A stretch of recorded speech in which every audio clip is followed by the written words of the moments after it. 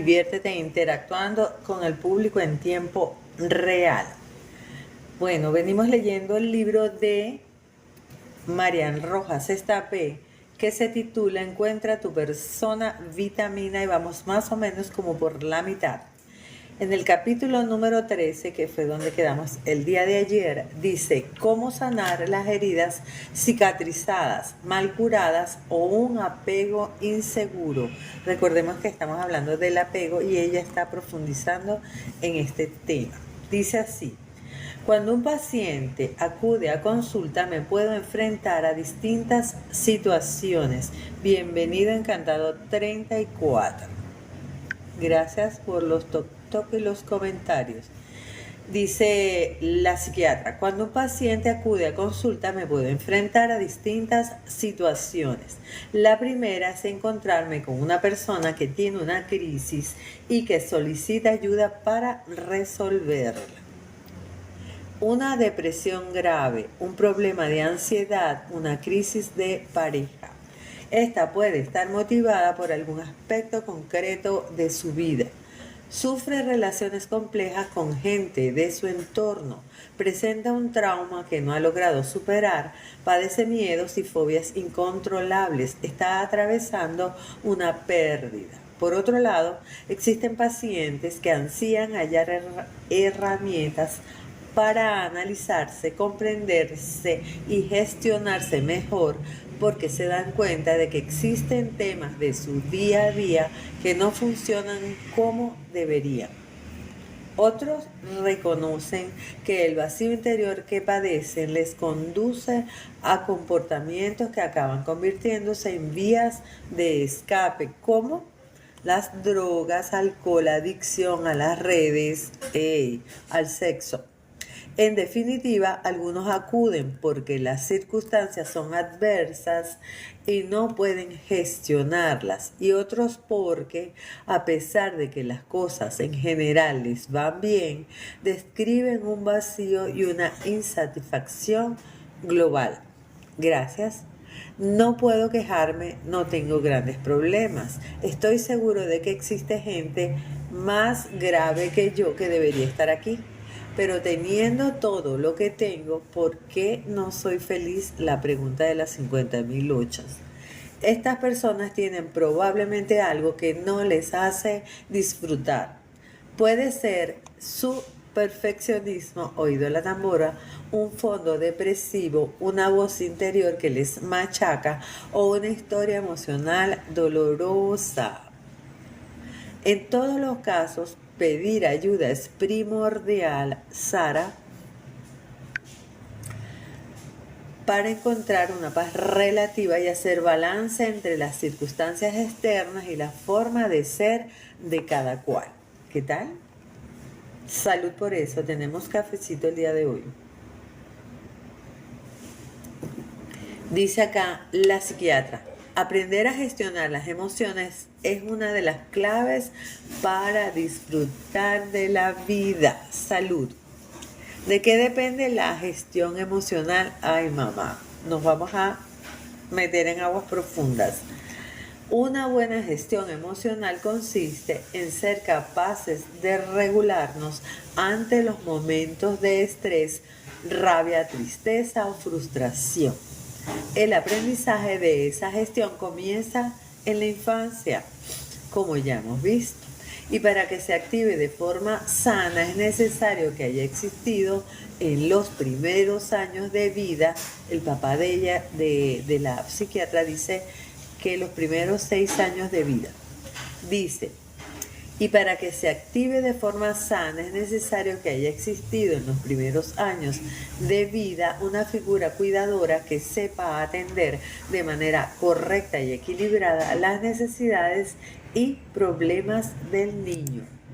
El modo de vincularnos con otros está unido con cómo nos cuidaron y nos enseñaron a querer en la infancia. De cómo nos han querido, aprendemos a querer. Como te quisieron, quieres. Cuando aparece un trauma en la infancia, Elsa, bienvenida, se daña la capacidad de gestionar las emociones de forma correcta en la edad adulta. Gracias por estar allí. Seguimos. Los traumas pueden ser más o menos graves. Ignorar a los hijos de modo reiterado, un abuso, bullying o chalequeo, acoso, recibir humillaciones, pero incluso los moderados o ligeros también dejan su huella. Gracias por estar allí. Gracias por los toc toc. Las heridas emocionales impactan en quien te has convertido en la edad adulta. Comprender esa evolución en tu caso concreto, en mi caso concreto, nos pondrá en camino para poder sanar los golpes que recibimos. ¡Ey!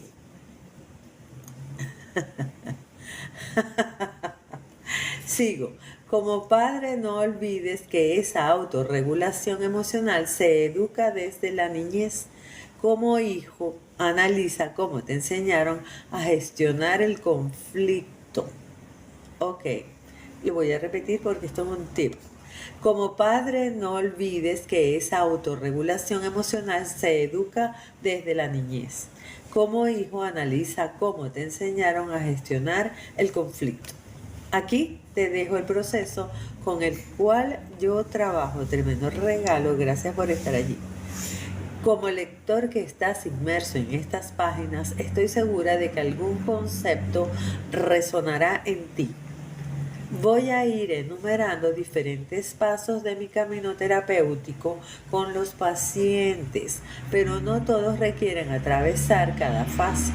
Algunos tan solo con entender ciertas nociones ya se sienten aliviados y mejoran. Ok, preparados. Vamos. Comprender es aliviar. Entender, acompañar y empatizar con un paciente puede significar un punto de inflexión importante. Emplear de guía el esquema de personalidad, las nociones de la percepción a la acción, el mundo apasionante del cortisol y los cimientos emocionales que te voy a explicar a continuación ayudan a entender la propia vida y, por tanto, mitigan el daño sufrido, ya que uno va sintiendo que su biografía tiene un contexto, un sentido, una dirección, una causa y una posible cura. Conforme uno va comprendiendo, el terapeuta puede ir introduciendo nuevos conceptos y nociones para ayudarle. ¡Wow! Sigo. Mi terapia vitamina nos las va a revelar. 1. Integrar todas las facetas. A ver qué se refiere. Gracias.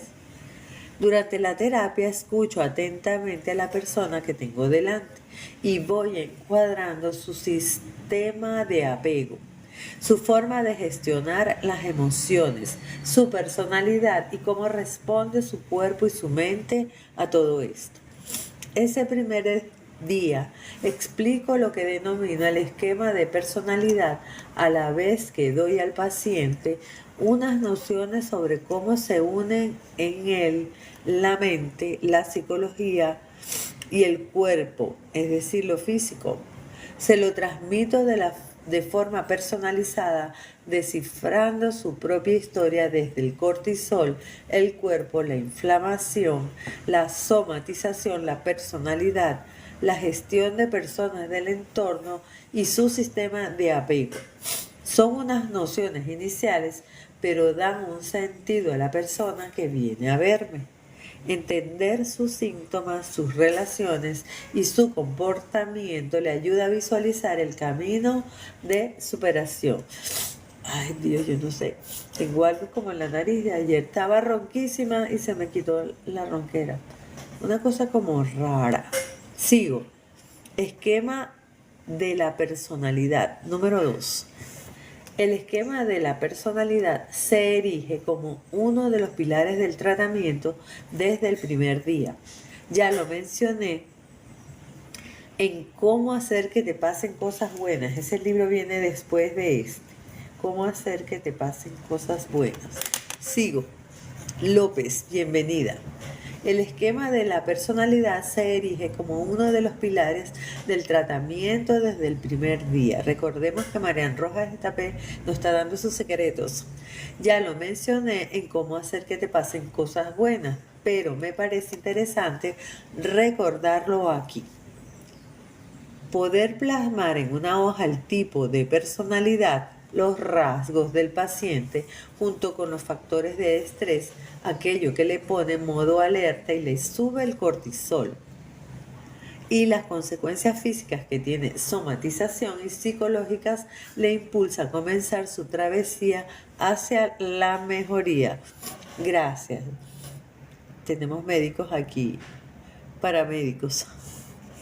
El caso de Pedro. A ver, Pedro acude a mi consulta porque desde hace muchos años sufre de ansiedad. Analizamos juntos su forma de ser. Es una persona obsesiva, le da muchas vueltas a todo, perfeccionista y muy tímida, rozando la personalidad evitativa. Identificamos sus factores de estrés. Le cuesta gestionar el hecho de encontrarse con su exnovia a diario porque trabajan juntos. La gestión de los temas económicos difícilmente llega a fin de mes y acudir a actos sociales. Su timidez le paraliza. Ok, café. Dice la doctora. Su personalidad bajo los factores de estrés se modifica. Fíjate en el esquema y lo somatiza física, dolores de cabeza constantes y reflujo, y psicológicamente ansiedad e insomnio. Pedro lleva años tomando pastillas para los problemas digestivos, esto es un círculo vicioso, para la ansiedad y para el sueño. Ha atajado los síntomas, pero ha ignorado la causa. Ahora ya entiende lo que siente y percibe físicamente. No, ahora ya entiende que lo que siente y percibe físicamente son manifestaciones de su personalidad reaccionando ante factores de estrés. Aprendiendo a desbloquear esos factores y a trabajar los rasgos de personalidad, se abre un sinfín de posibilidades para la mejoría. ¿Cuánta gente lleva años tomando medicación sin haber analizado en profundidad su personalidad y sus factores de estrés? Así no se van a curar.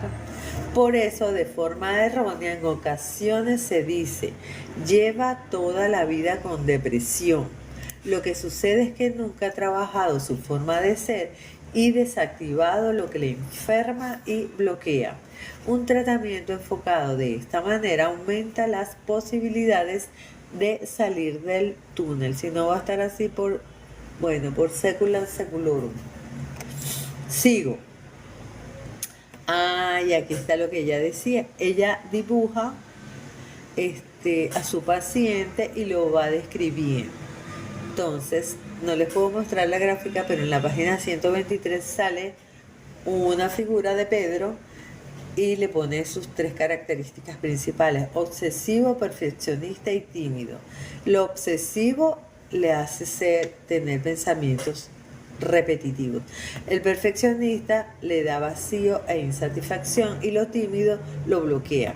Estos son síntomas físicos y psicológicos. Y los factores que le disparan todo esto, le disparan los niveles de cortisol, y estos factores son la exnovia, los temas económicos y los actos sociales. ¿Qué tal? Bienvenido, Ángel, creo. Sigo.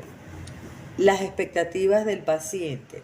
Tras escucharle y exponerle cómo funcionan su cuerpo y su mente, yo ya suelo tener unas ideas aproximadas de cómo me gustaría orientarle. Pero antes busco entenderle. ¿Qué esperas de la terapia? ¿Qué quieres de mí como terapeuta? ¿Cuáles son tus principales preocupaciones? Es un tema importante porque a pesar de que yo me excedo en ocasiones en mi labor como psiquiatra intentando ayudar un poco más de lo estrictamente psiquiátrico, es clave conocer cuáles son las expectativas. Hay tantas opciones como personas y me gusta entender en esa primera sesión hasta dónde voy a poder ayudar como médico. Eso es en el caso de casos graves.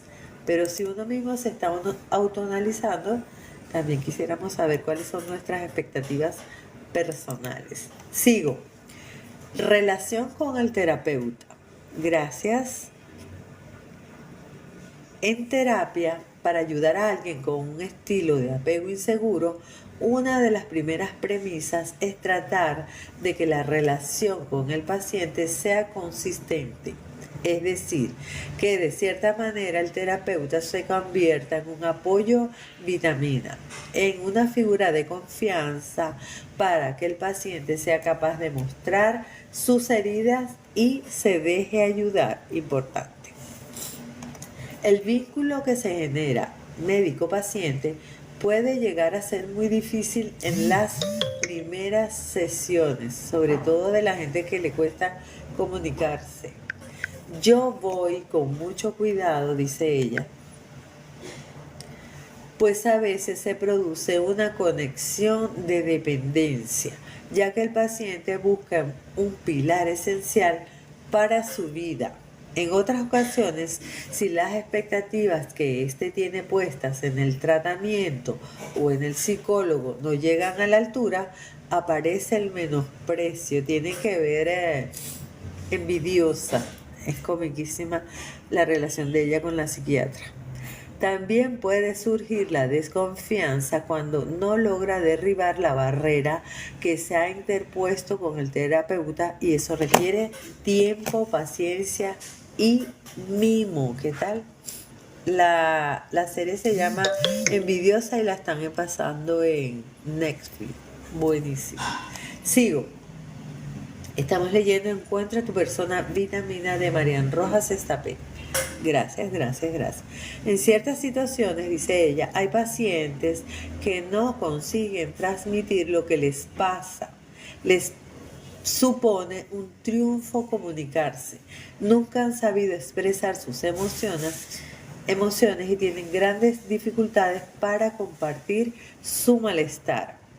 Cuentan de forma casi descriptiva hechos, pero no saben expresar emocionalmente cómo esos acontecimientos les influyen. En otras acuden personas solicitando ayuda para algún familiar, advirtiendo que no aceptará con facilidad terapia y le costará reconocer que algo va mal. Ay, sí, hay gente que aparece como que a un amigo le sucede y resulta que son ellos mismos. Para un paciente, sentirse comprendido por alguien que no le juzga y le permite expresarse significa un punto de inflexión desde donde puede trabajar sus miedos, sus problemas y preocupaciones.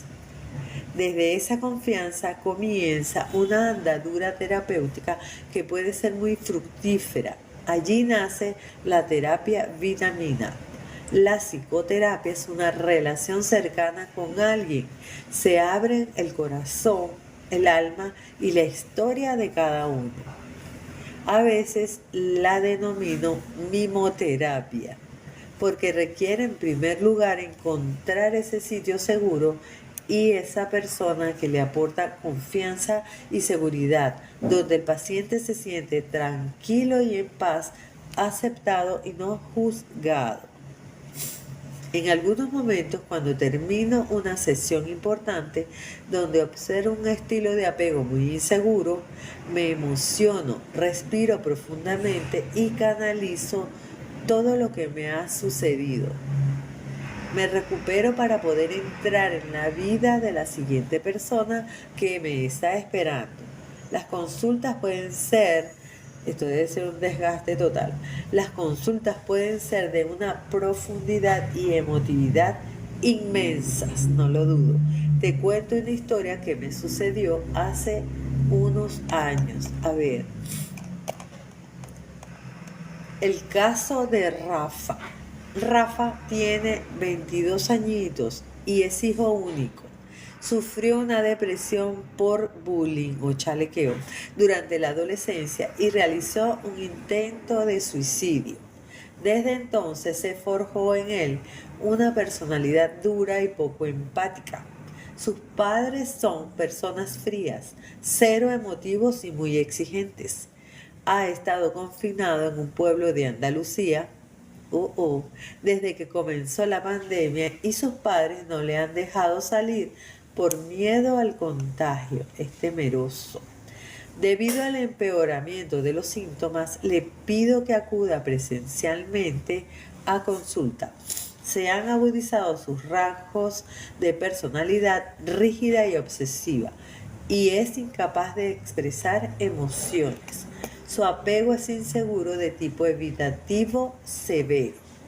Ese día, cuando por fin consigo desmontar su coraza, se derrumba y se echa a llorar. La angustia al haber roto su bloqueo le tiene abatido y desolado. Me acerco a él, le cojo de las manos. Estamos en plena pandemia y soy consciente de que no se puede tocar a nadie, pero la situación lo amerita y me dice: desde que la pandemia comenzó, este es el mayor contacto físico que he tenido con alguien. ¡Qué barbaridad! Gracias por tocarme. Me había olvidado de lo que se siente cuando alguien se acerca a ti para apoyarte. Poder ayudar a alguien que te deja penetrar en su corazón y en su alma es maravilloso, pero tambalea los propios cimientos del terapeuta. Esta es una de las causas por las que creo que los médicos, los psicólogos, los educadores y los especialistas del mundo afectivo requerimos un apoyo de vez en cuando. Es decir, contar con alguien que nos oriente y nos refuerce en momentos de debilidad o saturación. Yo, por supuesto, cuento con ellos. Son mis particulares personas vitamina que me inspiran cuando me noto más cansada o vulnerable para seguir con mi labor. No me gusta este trabajo. Voy a leer el punto número 5 y lo vamos a dejar hasta allí, que siento como la nariz tupida. Sigo. El organismo, la medicación y los suplementos. Me encanta este tema porque yo tomo suplementos. A ver, tras compartir con el paciente mi impresión sobre su historia emocional y sintomatología física y psicológica, intento aclarar las razones que le han llevado a ser y actuar así. Pauto si precisa un tratamiento para paliar los síntomas, oído a la tambora, desde fármacos hasta probióticos, sustancias naturales, omega 3, vitamina D. Yo estoy tomando omega 3. Y los probióticos, en estos días tomé un guarapito de clavitos, le eché mucho y me los tomé en ayuna y me fue horrible. Me los quité. Entonces, ella recomienda para paliar los síntomas probióticos, sustancias naturales, omega 3 y vitamina D. La medicación a veces es imprescindible en casos extremos. Los fármacos pueden ser el empuje para salir de un bucle negativo y doloroso. En otras ocasiones nos saca del estado de alerta. A veces son necesarios para mejorar los síntomas obsesivos. Pueden ayudarnos a recuperar calidad de vida al poder descansar. El dormir es buenísimo. En otras nos ayudan a superar una etapa de enorme sufrimiento y angustia. Las medicinas son un gran apoyo, pero no pueden ser el único tratamiento. No debemos depender del fármaco sin emplear otras técnicas complementarias que potencien la salida. Lo importante es que cuando el tratamiento farmacológico empiece a hacer su efecto, se comience a trabajar la psique, las emociones, la conducta y los traumas, si los tuviera. Clarísimo. tiendo a compararlo con una contractura fuerte de espalda o un lumbago. Si uno acude al médico dolorido e inmovilizado y le aconsejan ejercicios de estiramiento, lo primero y crucial va a ser poder moverse. Quizá para eso requiera una inyección o un fármaco que destense el músculo para luego empezar a trabajar. El mecanismo de la mente, que es otra cosa, es otro nivel, salvando las distancias, es similar. Un cerebro bloqueado, inundado de cortisol, angustiado, triste o enrabietado, difícilmente podrá aprender técnicas y mecanismos para relajarse o mejorar en la gestión de sus emociones o de las personas en el entorno, de su entorno. Ok, vamos a dejar la lectura hasta acá. Mañana continuamos con el punto número 6, que se refiere al pasado, presente y futuro en la terapia. Gracias por estar allí. Dejo esto colgado en YouTube, Instagram y TikTok. Y continuamos mañana más o menos como entre 8 y 8:30. Gracias por estar allí. Espero amanecer mejor de esto y que tengan un día muy feliz. Gracias. Estamos leyendo Encuentra tu persona, vitamina de Marian Rojas Estapé. Hasta mañana. Bye. Un besito. Anthony. Hasta mañana.